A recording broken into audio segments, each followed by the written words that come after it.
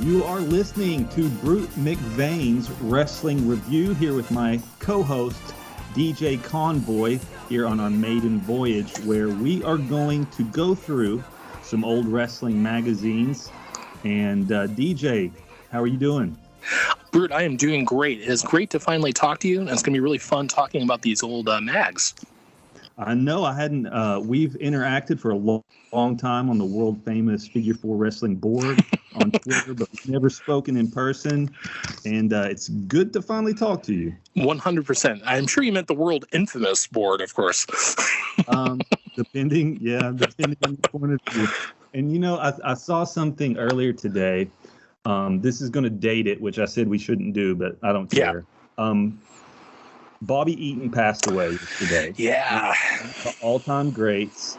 And they did an interview with him, and they were like, hey, do you ever get on the internet or anything? And he said, have you seen this? He said, I tried to get on a wrestling chat room one time, but it was everyone just cussing at each other and not even talking about wrestling. I did, in fact, see that, and he was not wrong, in fact. He was a prophet in many ways. Most certainly. I do the recaps for the Observer Live show for said board. And this morning when typically what I do is I'll get up and I'll regurgitate whatever yesterday's news was to anticipate what Brian and Mike will be speaking about for today's show.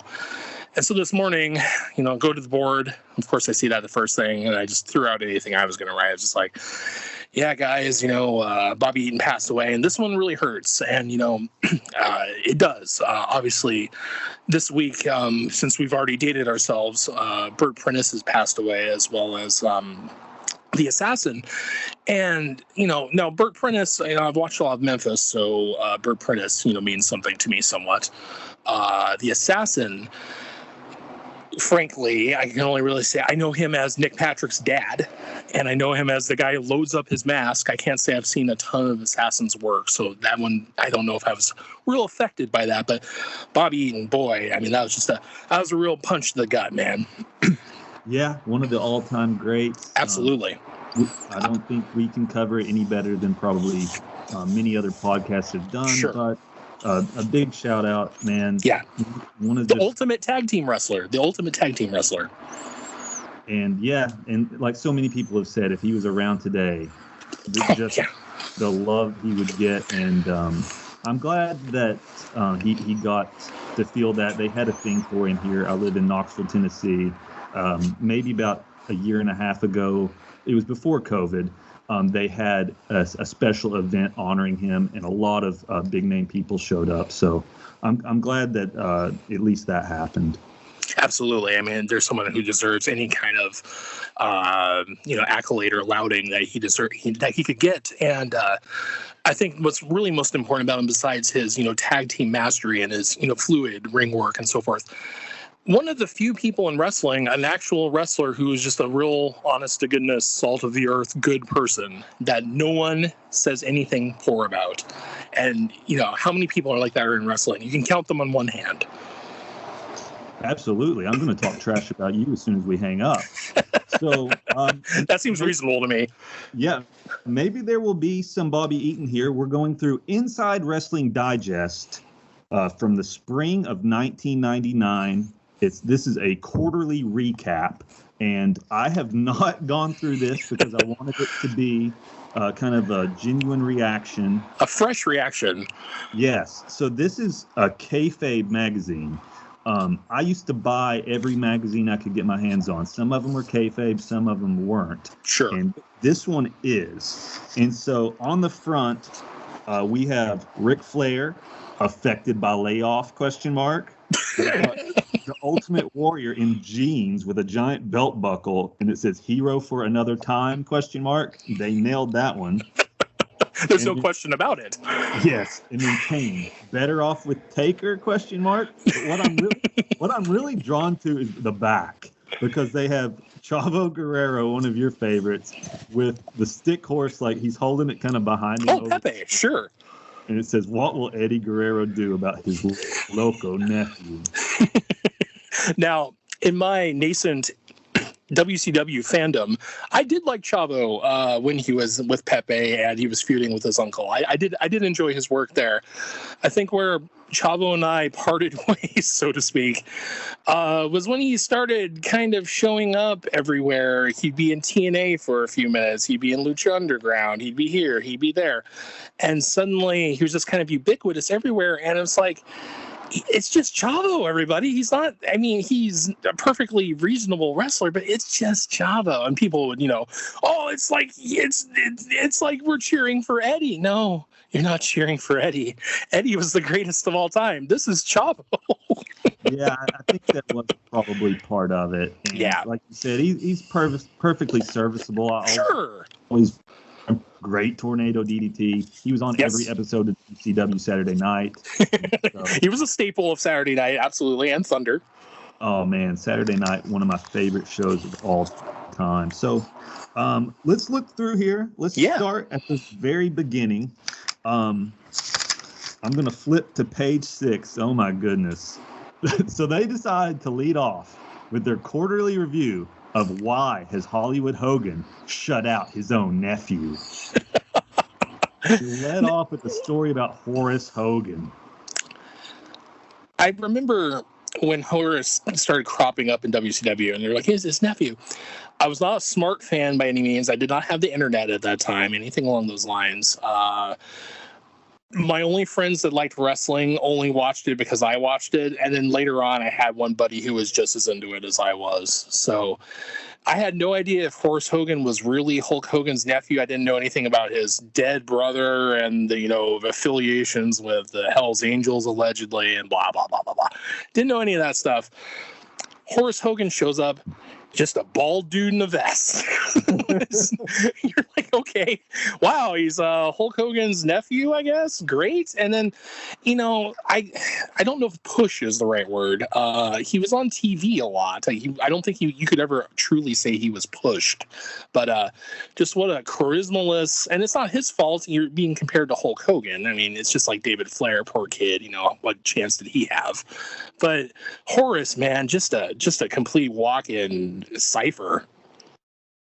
Yeah, he was around. I think that's the best way to put it. Sure. So I'm going to read through just a little bit of this. Go for it. Horace Boulder has never forgotten a phone call. The year was 1990. Hulk Hogan had lost the WWF World title to the Ultimate Warrior in the main event of WrestleMania 6 and was attempting to enjoy some time away from the ring as he considered pursuing an acting career full-time. Though he was in a deep funk after WWF President Jack Tunney denied him an immediate rematch, Hogan was lifted from his doldrums when he heard his nephew's voice on the other end of a surprise phone call. That's who you want to hear from after you've just lost the world title. You want Horace Unk coming out. Hogan asked Horace how his fledgling wrestling career, the indie scene, was coming along. Hogan empathized when Boulder told him how his former friend and partner Mike Awesome had turned against him. I didn't know they teamed together. Yeah, I think maybe in Japan? ? I think we're going to get there. Hogan knew all about broken alliances and broken promises. It's all part of the game, brother, Hogan confided. I know it's tough, but you got to put that stuff behind you and focus on improving your game. Just keep improving until you feel you're ready for the big time. I'm sure I can help you when the time is right. Now, canonically, obviously these are kayfabe bags. They're pointing out he's Horace Boulder, which that was his ring name at the time. Obviously, Hulk Hogan went by Boulder at one point as well. But more importantly, Brutus Beefcake went by Dizzy Hogan, and then, of course, Dizzy Boulder. He had various permutations of that. So canonically, in kayfabe, does that mean Horace and Brutus are related? So, Brutus is presumably Hulk's brother, I believe. So is he his uncle as well? I think we need a DNA test to prove he's not his son. Yes. Now that's an angle. Oh my God! We if they had done some kind of DNA swab test and they could have put it on a poll, you're off and running. That's at least 6 weeks of TV.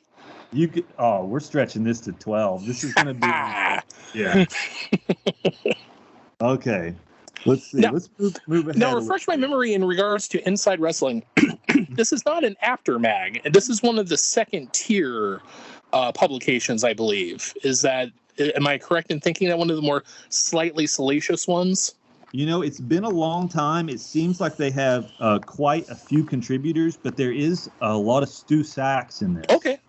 So it's still a Stu Sachs publication. I was thinking that Inside, and my wife would know, I was thinking that Inside Wrestling was like one of the ones they would show a little more blood on the cover, maybe a couple more apartment wrestling ads in the back. Just slightly more skeevy, slightly more salacious than PWI itself. Yes. I remember opening a WWF magazine in the car as my mom drove me home from the supermarket, and I bought it with a layout of Sable in it, which I quickly shut because I knew I wasn't going to be able to get any more of these magazines if my mom spotted that. My wrestling fandom came, I think, too late for me to really buy magazines and so forth. I really only got into wrestling. I watched it as a little kid. My parents kind of watched it, and they didn't watch it regularly, so I didn't watch it regularly.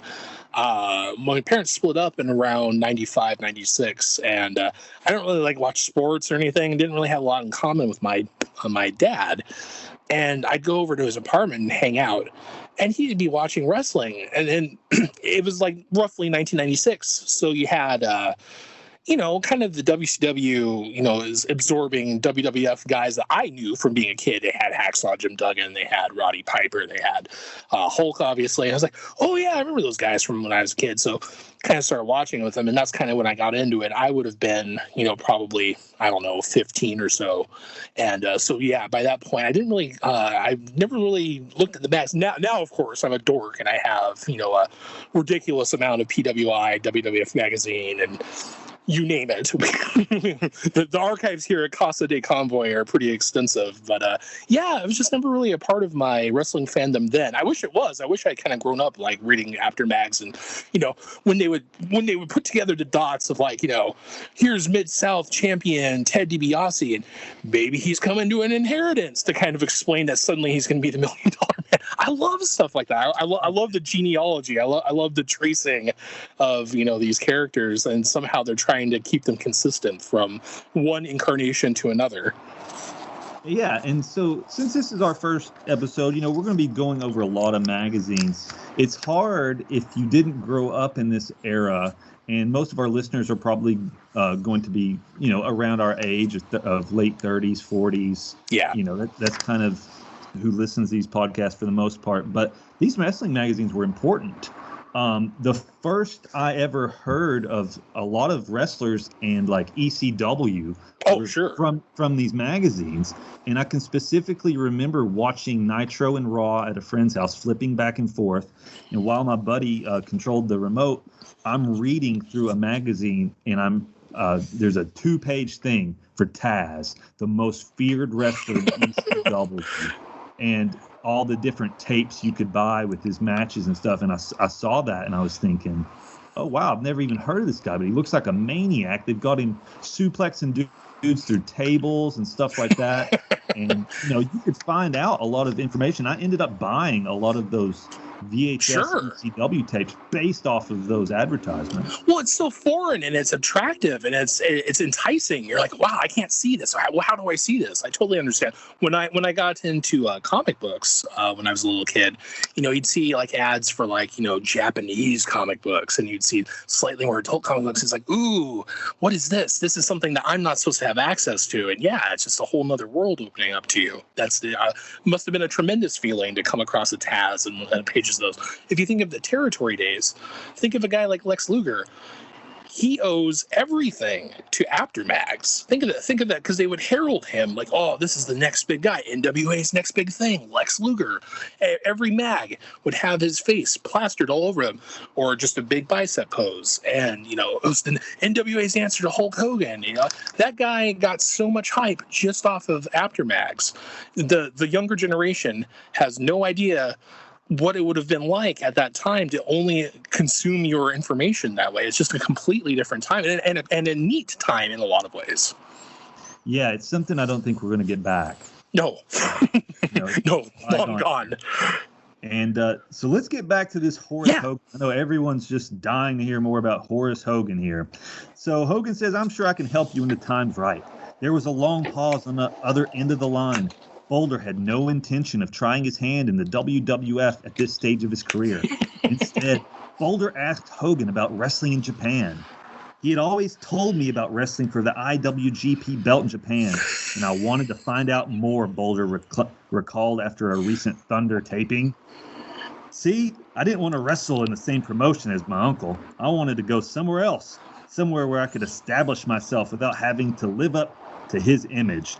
That place was Frontier Martial Arts, a promotion that was extreme long before Eastern Championship Wrestling became Extreme Championship Wrestling. This was the organization that made famous such innovations as barbed wire matches and exploding ring matches. Hogan tried to talk Boulder out of the decision.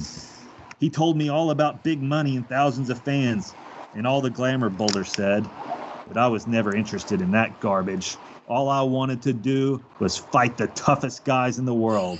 I couldn't care less if people were buying my T-shirts. Don't think you would have had to worry about that. Don't worry. There was another pause, this time on Hogan's end of the line.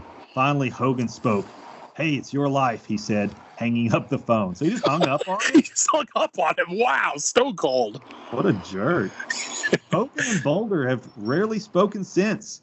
However, when Horace accepted Raven's offer to join the flock, he hoped that a reunion with his uncle might be possible, especially since Hogan had returned to rule breaking and adopted a more aggressive style, much like Horace's.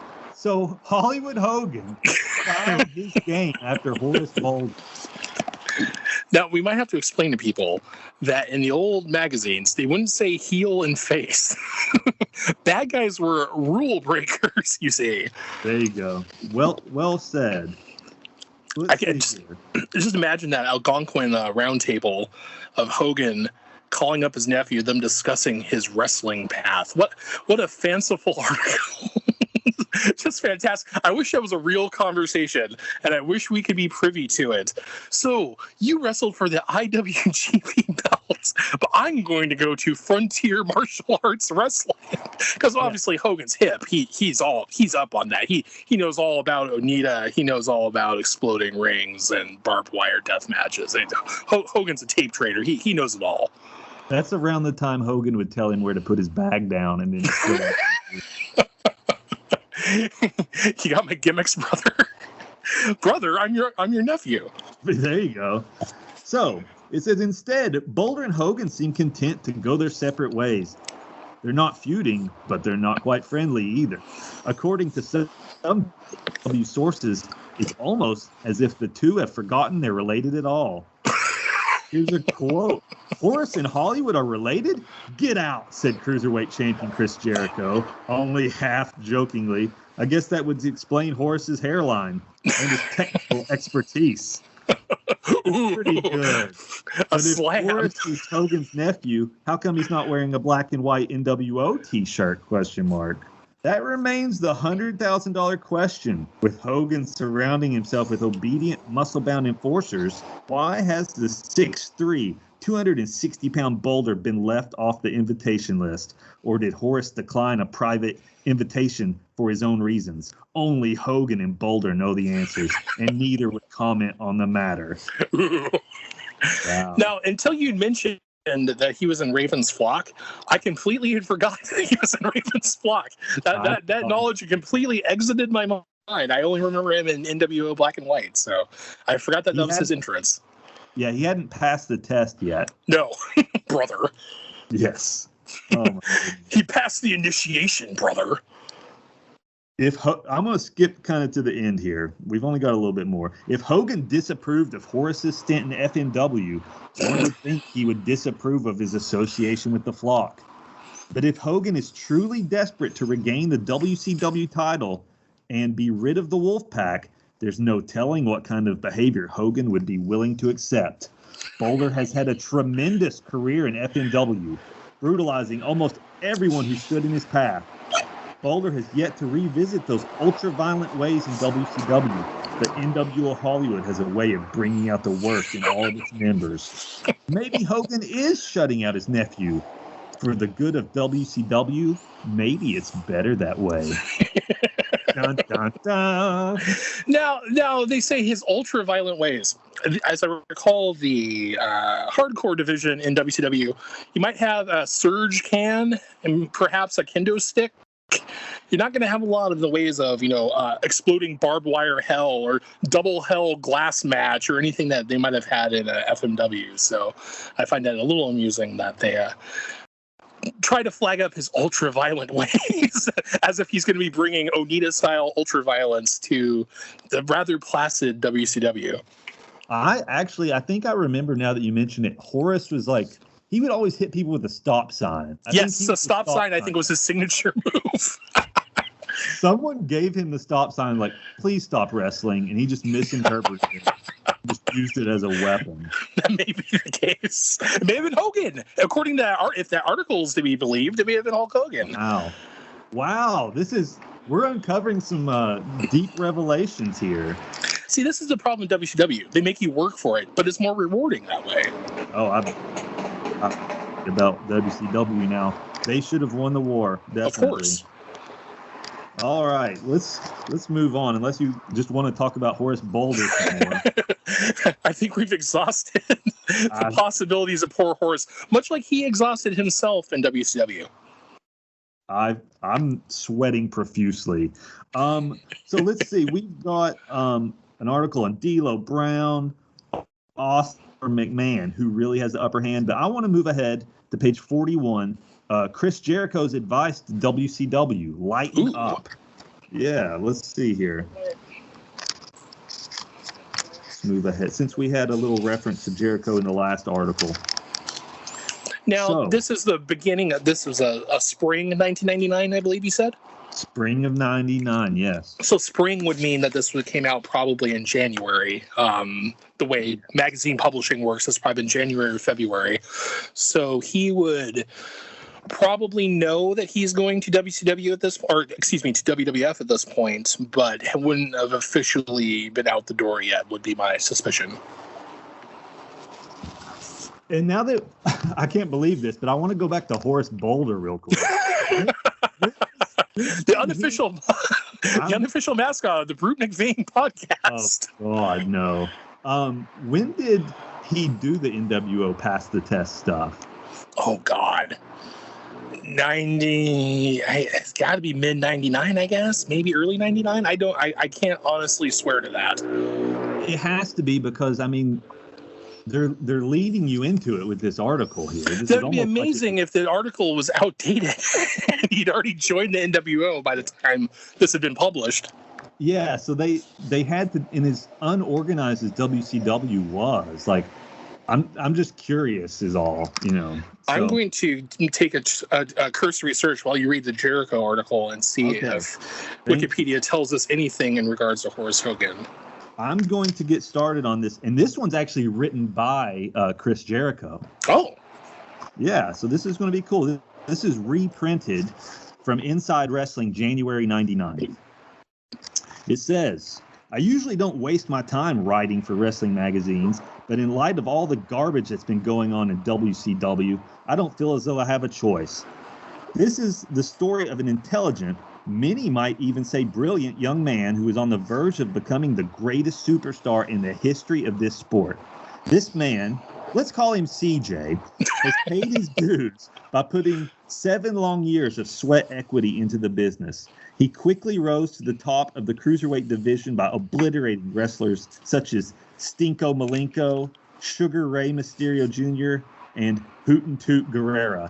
How appropriate is this? We're coming off Dynamite, where he just wrestled Juventud. Is Sugar Ray really a insult? Sugar Ray Leonard is a great fighter. I don't understand. It was like he couldn't think of Stinko Malenko is about my. I think I get that one. I'm right there. I get it. Yes. Now this same person, our man CJ, is the champion of all television, including Monday Nitro, Thunder, ER, and Moesha. Yes, Milton Berle, you can roll over in your grave even if you're not dead yet. Okay, that glorious shining wrestling cosmos can be none other than me, Lionheart Chris Jericho, the king of all loopholes and the high minister of Jerichoholics everywhere. I'll get down to the brass tacks right away. I'm starting to get the feeling that people in WCW don't like me. I know that sounds crazy, but hear me out. Most people assume I receive 100% adulation 100% of the time. And I thought that too until I saw a Chris Jericho dartboard in JoJo Dillon's office. I watched the Nitro replay in my hotel room and heard Tony Schiavone call me a jerk. Doug Dillinger told the security detail it was break time when it was my turn to wrestle. My paycheck read, paid to the order of Sissy Punk. What have I done to deserve this? This is good stuff here. Let's see. I graciously welcome the fans to Monday Night Jericho every week. I flash my pearly whites at the camera whenever it comes my way. I shower after every match. That's gotta be a shout out to Iron Mike Sharp. A little OCD, perhaps. Because Iron Mike Sharp, I believe, was a Canadian wrestler also. That's true. That's a true fact. And he was obsessive about showering. To me, that would make me appreciate him because he might have a better chance of smelling good. Think of the average wrestler. At least 98% of them must be, stinko malinkos. So. Oh my God, man! I wrestled in high school, and nothing was worse than the knee pads because they just absorb the sweat of 1,000 people. Anyone they touch, never washed them because you're like 16 or 17. Right. And I can remember our heavyweight. He had to cut weight to make 275. Oh my God. He was awesome, but he took his knee pad and put it over the head of one of the freshmen. And just the thought of that is so revolting. I mean, that thing smells so bad. But anyway, I had to give a shout out to Iron Mike Sharp, another one of the all-time greatest jobbers. A wonderful man, absolutely. Yes. So I shower after every match. I let Alex Wright carry my bags when we leave the arena. That's magnanimous of him. Say that again. That's magnanimous of him. I even spend time with my adoring fans by letting them wash my car. Wow. Wrestling is supposed to be fun, people. Obviously, I take my job very seriously, but everything I do is designed to make my job and my life more fun. Is it possible for WCW to have a better ambassador of goodwill? I think not. And you know what? He's totally right. Jericho on that show was one of the most fun things that there was. I was deeply hurt when he jumped. Chris Jericho was definitely one of my favorite parts of the show. Particularly, and this whole article puts me in the mind of it, right when he started turning heel and he just started becoming an obnoxious prick. He has a wonderful commercial for the Monday Night Jericho t-shirt, and his voice is obscured by an electronic filter, and his face is shot in shadows. He's like, everyone was doing it. Jericho-holics, blah, blah, blah. And it's just like, oh my God, this guy is such a talented, creative performer. And then, by the time I really started to like him and I was really looking forward to everything, he was gone. He was on the other show. I didn't watch the other show. Unfortunately, really? Jericho was not enough to make me, jump over. But, obviously just letting him go, you could honestly say that might be the first domino to fall in WCW, going down the tubes. And it's not hyperbole to say that, I don't think. Now, I specifically remember the night debuted. I was all over the internet back then. I ran my own wrestling message board back. Oh, wow. Yeah, in middle school and high school, I had all that stuff. And I can remember where I was when I was watching Jericho debut because it had leaked. People in the crowd had signed. Sure. And I loved his WCW run. And I was so pumped that I was going to get to see him actually be used correctly. And this is an interesting article he wrote here because in a kayfabe magazine, he's really trying to keep it kind of kayfabe, but at the same time, he's making a very valid argument, because I'm going to scoot ahead a little bit here. It says, I have a message for all of you. Lighten up. Things have been too tense around here for too long. All of the stuff with the NWO invading WCW and then the Wolfpack fighting NWO Hollywood has really gotten to people. You all need to start having more fun. And that's true. The show was such one note with just constant beatdowns, spray 100% and stuff like that. Yes. He's kind of jabbing them here while keeping it kayfabe. This is yeah, there's definitely some truth to what he's saying. Absolutely. Yeah, this is good stuff. Now, I did per request go back and look at Horace Hogan here on Wikipedia. It does not give us a specific date, but it does say that by the early 1999 he had joined NWO Black and White. So I think there's an extreme chance that by the time this article had been published, he was already in the NWO. Wow. And then it points out that he, quote unquote, joins up with his uncle, specifically to feud with Billy Kidman at Slamboree 2000. So yeah, I guess he did somewhat recruit Horace. So they finally mended that family fence. If in case we had anyone out there worrying if Hulk and Horace ever got back on the same page, they did get back together to take on that, as I believe Hulk Hogan called him, flea market champion Billy Kidman. So Horace feuded with Kidman, and then like years later, Hogan feuded with Kidman. Amazing. It's full circle of sorts. They don't get enough credit for their long-term storytelling. We always complain about long-term booking. There it is. Absolutely. I'm going to scoot ahead a little bit here. Yeah. It says, I recently had a great match with Disco Inferno. Okay, I take back the cake. I won, of course, but I got to thinking afterward. Disco may not be as good as I am. Yep. True. But at least he knows how to have fun in the ring. He enjoys what he does, just like I do. There was nothing better about Disco Inferno than when he had the gimmick, and this is probably 1990. This is probably there was a big kerfuffle where everyone thought he was going to WWF for some reason. I don't recall the circumstances, but he would come out to the ring, and I want to say this is 1997. He would have notes. And it would be notes on how to apply the figure 4 leg lock. And I think he called it something wacky like the chart topper or something along those lines. So in the middle of the match, he would stop and he would go to consult his notes on how to apply the hold.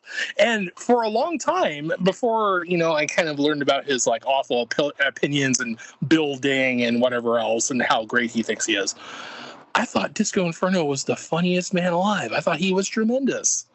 Look at that guy. He doesn't know how to wrestle, so he brought crib notes to the ring. He's great. Disco, he made an impression on a lot of people. Sure. He did have a fun gimmick. And, he wasn't bad for being a Saturday night guy or something like that. But once he's like in the Wolfpack, we've moved a bit too far. Completely exposed, completely not funny, completely worthless. It's funny you bring up that leg lock because I just went back and listened to a random Brian and Vinny show, Retro Nitro review, and they talk about Disco Inferno has a new leg lock that he debuted on Saturday night, and he's going to do it, and he kept like doing it to the wrong leg. Oh, and tremendous. Brian's just ripping him. He's like, he couldn't do it on the other leg. But you're mentioning he had the notes. It was part of the gimmick. Yeah, that's all. It's all he was bad on purpose. See, this is what everyone pretends like when they say the Miz kicks poorly because he's mocking Daniel Bryan. No, the Miz kicks poorly because he's a bad wrestler. Yes, I was about to argue with you if you were going to say, like, we are co-hosts together, but we're not going to agree on everything. Okay. Definitely, I was about to fight you, actually. Wow. I was about to take some kicks. Yes. You know what? And I have notes. I know how to apply the figure 4 leg lock, so step off, Val. So I was at the gym earlier today. I saw a guy, he's probably about 19 years old, wearing a wrestling shirt. Really? Can you guess who was on the wrestling shirt? Okay, give me a hint. Was it like a faux vintage shirt or was it a modern shirt? I believe it was faux vintage. Okay, so he probably had, I'm going to say he had a Rock t-shirt. Close. It was Stone Cold Steve Austin. Damn it. I mean, it could only be so many people if it's a vintage shirt like that. So, now, do you think this guy actually likes Stone Cold Steve Austin? Do you think like maybe he's 19? You said maybe he discovered him through the network. I'm gonna guess he probably just has a vague knowledge that Stone Cold was awesome. Wow, but that's just a guess. It's just weird to think of like a 19-year-old rocking a, well, no, I mean, I guess you can go to Target nowadays and they might have like some kind of like faux shirts. They're like, oh, look, it's a Razor Ramon shirt. Isn't it kitschy and cool? But yeah, I mean, maybe to someone like that, maybe it's just a cool looking dude and he doesn't really like know that much about the route. That's very strange to think that a 19-year-old would be into Stone Cold, but not really have ever seen his, work. Or at least his heyday. That's my guess. Wow. So I have some good news here. I just found a bookmark in this magazine. And this is a 1997 Titan Sports trivia card. Ooh, I'm going to be terrible at this. Okay, go for it, but I'm going to fail. Okay. Yeah, I mean, these are tough. At the February 1996 In Your House, who attacked Yoko after his match? Vader, Ahmed Johnson, or Diesel? I'm gonna discount Diesel. Half of me wants to say Vader. I'm gonna say Vader. Oh, I'm sorry. The card just says Vade. It says Moops. Exactly. I'm glad you got that. It does just say Vade. They left the R off, but you got amazing. It was Vader.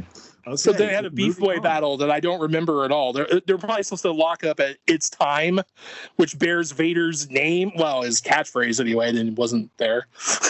I don't have any recollection of Vader versus Yoko. I don't think that ever happened. Or if it did, it was, like on a house show loop or something.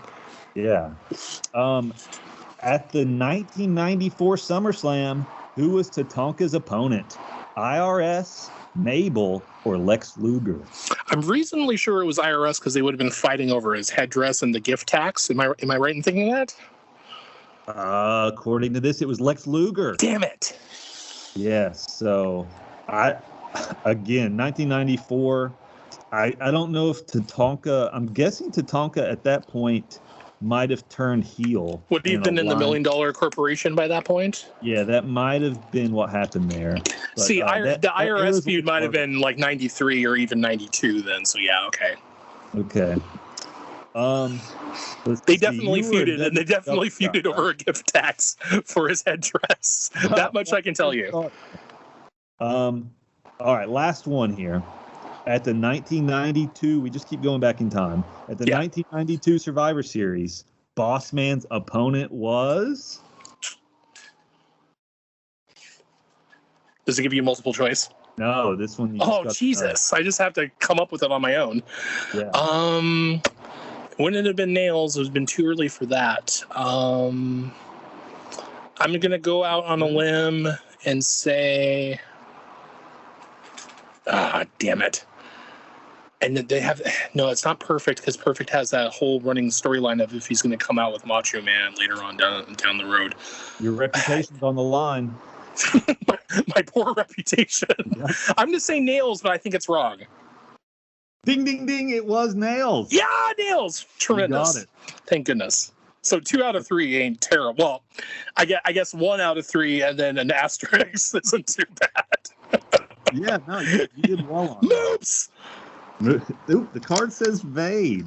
Okay, so we're coming up toward the end of the show here. So I'm going to move to the end of the magazine because there's some cool stuff back here. This is retro year-end memories. Ooh. And we're not going to get through all of these, but man, we got to come back to this sometime because it goes from 1990 all the way up to 1998. And it has Stu Sachs, Bill Apter, and several others all giving kind of like memories of the year. So this could be really cool. That actually sounds pretty interesting, yes. Yeah, so how about we just start with 1990 here? Yeah. Okay, Stu Sachs, the editor-in-chief. Class. It's a word seldom applicable to athletes in any sport. Love him or hate him, Hulk Hogan proved on the afternoon of April 1st that he has class. It's hard to judge somebody's character when he's on top of the world, and that's where Hogan was for more than 6 years. Only in defeat is a man's soul revealed.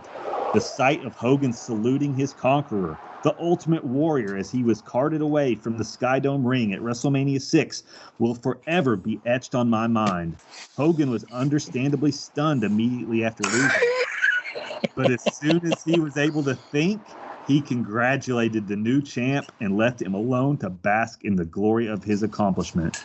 I became a Hulk Hogan fan on April 1st. Stu Sachs only got on board with Hulkamania in 1990. Get with the times, man. You're 6 years behind. They got him over by losing. That's true. With his hangdog, puppy dog, sad face. So you were a WCW fan. Do you remember that match going down? Not at all. I really only got into WCW probably around 95 or 96. So okay. The whole entirety of the early 90s passed me by. I certainly heard people talk about the Ultimate Warrior and Hulk Hogan. And when I went back and watched it, again, I don't know if I was quite a, quote, smart fan yet, but I could definitely tell that, Hulk does like his tearful, he points at the Ultimate Warrior, raises his hand, looks around for sympathy. And I just kind of remember thinking, this guy's making it about himself. So in my nascent fandom, I was aware of what was going on, but I wasn't fully aware of what was going on. So I kind of on some primal level knew that Hulk was stealing Warrior's, spotlight. But I don't really have any honest memories of the actual time. Unlike yourself, which, Mr. running a message board. That's fantastic. I was very young when that match happened, but I can remember all the kids talking about this match. Oh, wow. Because, it really captured our imaginations. It was like, you can't hurt the Ultimate Warrior, and Hulk Hogan doesn't lose. So it's champion versus champion. This match captured... It was like the perfect match for the perfect time. Do you think that was the end of kids caring about, or the beginning of the end of kids caring about wrestling in a broader sense until obviously the mid 90s? Was that kind of like the Hulk Hogan going down kind of like maybe started pushing people away? It wasn't my experience at the time. Interesting. Because we still were deep in it, man. If we were playing outside, we were pretending to be our favorite wrestler. Oh, wow. So I can remember even like going to church on Sunday night while all the adults were doing their thing. We would sneak off to the room in the very end of the church, and one person had to be the lookout, and we would have our wrestling matches in there. And so, and be like, I'm Sting, well, I'm Vader. It was that kind of stuff. Slamming each other on the pews and stuff. Oh man, it would start out as like fun, and then it would get like really serious. It get real fast. Someone would we worked ourselves into a shoot every time. Awesome. All right, here's Bill Apter's memory of 1990. Kerry Von Erich's quick victory over Intercontinental Champion Kurt Hennig was most memorable to me. As a close follower of the Von Erich dynasty, I was dismayed to see Kerry's career seemingly going nowhere. He was in an endless feud against Jerry Lawler for the USWA title and seemed like he was about to give all up because he couldn't take the belt. Then he moved to WWF, and in his first attempt at the IC Championship, shined and took the honors. It was reminiscent of his victory over Ric Flair for the NWA World title. There's a glow in his eyes because Von Erich was a major champion once again. I got chills as he paraded around the ring with the belt. I would like to fast forward to 1991 and see what Bill Apter's thoughts about Kerry Von Erich were in 1991. Let's see here. Absent, I'm guessing. He does not mention it here. Yeah, surprisingly. I wonder why. Yes. All right, man. So this was Inside Wrestling Digest 1999, a pretty fun magazine. Sure. There's just so much that we can't go through. It would just take time. But there's articles on How high can D'Lo Brown go? Breathe Eddie Gilbert out of the NWA Hot Stuff War. Three-way title matches. They just don't dance. Okay, I got to go to that real quick. Yeah, as I say, that must have been a hot button topic then. Sure. Yes. Okay. Yeah, so that's interesting there. Ric Flair's hiatus, New Jack, Kane and Undertaker. You mentioned discovering Taz in the mags. Imagine not having seen New Jack before, and then suddenly you're exposed to just walking mayhem of New Jack. I was in love. I was in love when I got my VHS tapes, and they played Natural Born Killers. Nice. The whole time he wrestled, and he came out with that shopping cart, and he was just so jolly when he would come out, because he knew he's just about to whoop someone. You know? He's going to inflict violence. He's joyous. Yeah. So a lot of good stuff in here that we didn't get to. Articles on the Flock, Chavo Guerrero, Val Venus, DDP, Mark Marrow. So yeah, a lot of stuff that we will come back to retro. Yeah, absolutely. I would love to hear about the rise and fall of Mark Marrow. Oh no, we're not doing that. We will continue the retro year in memories, however. And we've got a pretty cool ad here for PWI Hotline also. Ooh. Yep. How much was it? Let's see. Doesn't even say. Oh, there it goes. $1.99 a minute. You know what? I'm very close to starting my own wrestling hotline. I've talked about this with my good friend, the Peach Machine, and it's really not that much money to have a 1-800 number. And so I don't know. All you have to do, it's easy. All you have to do is read scoops from the Observer. That's what 98% of those hotlines were, except for the Observer hotline. So I'm just going to make it funny. Oh, just completely wacky kayfabe. Yeah, it's not going to be real news. It'll just be a 1-800 number, so you don't have to pay to call it. You know, I'll foot the bill. It's not that much per month, but just something for fun. But maybe that's something we'll talk about in the future here. Yeah. But man, I want to thank you for taking some time to join me. We're going to do this periodically as much as we can get our schedules together. And thanks for joining me on this first of many, DJ.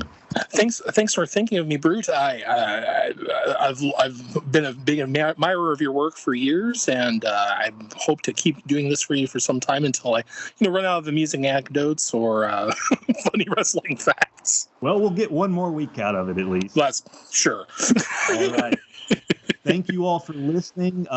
You can follow me on Twitter at DabbleDob. I know that might be confusing. And you are at DJ Convoy. Is that correct? Yes, sir. All right. Yeah. Give us a follow. If you like the podcast, give it a like. And we will see you next week.